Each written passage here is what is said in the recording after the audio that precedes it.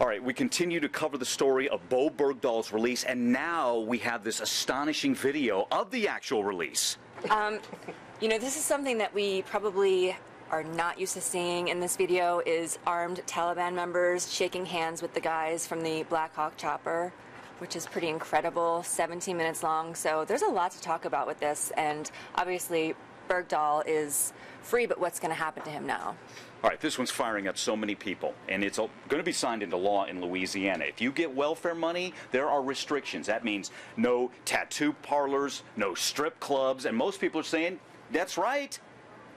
Yes, the bill is sitting on Governor Jindal's desk waiting to be signed.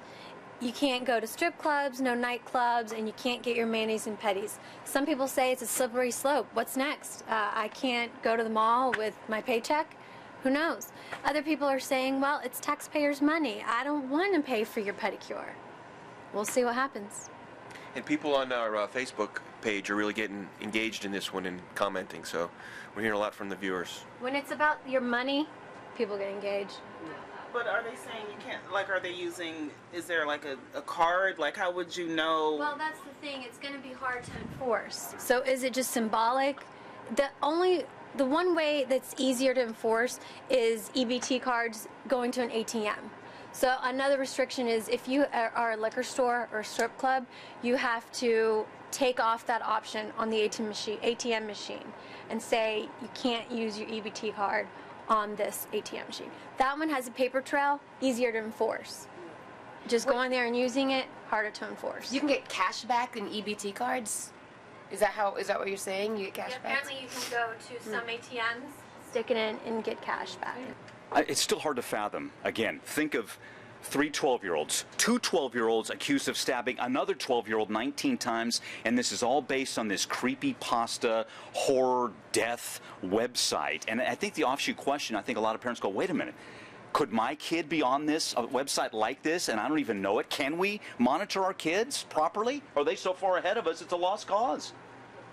I think that we've all spent a lot of time. How can you monitor your kids? 5 ways to make sure you know what your kids are doing on the internet. At the end of the day, I think that you can't do it. I mean, you can try. Well, one of our viewers had asked us on our Facebook page, where is this Slender Man so I can block my siblings from accessing it? And I had to reply to her, unfortunately, the Slender Man exists throughout the internet. He has evolved. He was created in 2009, and I couldn't give her a strict answer. It's basically, I mean, you're just going to have to watch what they're doing, and now everyone has smartphones. I don't know. Does anybody think we can properly monitor our kids' internet use?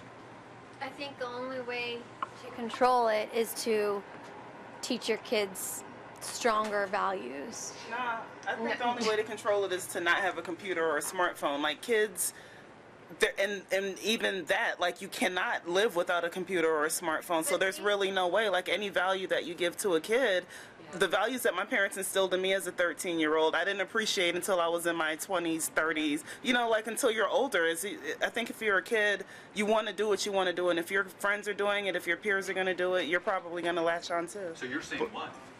That no smartphones or computer for the kids? I mean, that's really the only way.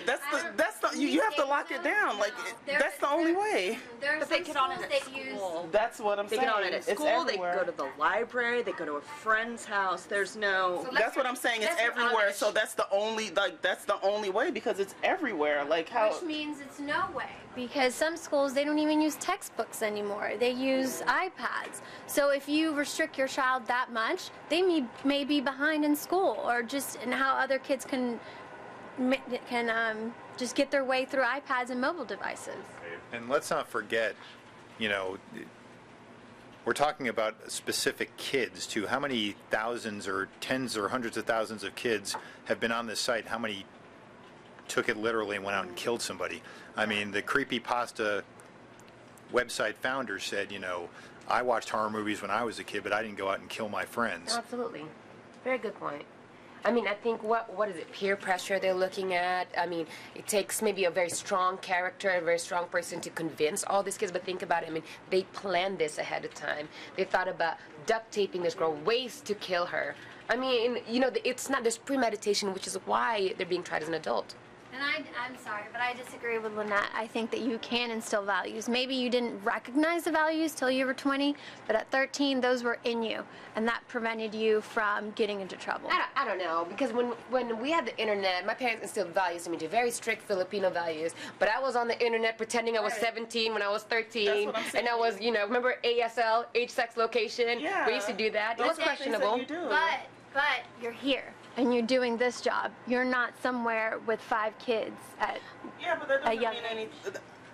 I don't think that means anything to have 5 kids at a young age. All I was saying was the way that computers are everywhere, the access to the computers are everywhere. It was tongue-in-cheek that the only way to control it is to remove it completely. But as a parent, I'm not a parent, but I was speaking to parents on the phone yesterday as the viewers are calling. They want to know more about the story. What can they do? Like, what can you really do to prevent your child from doing something like this? So outside of completely taking it away, that's the question. Like, what can parents do?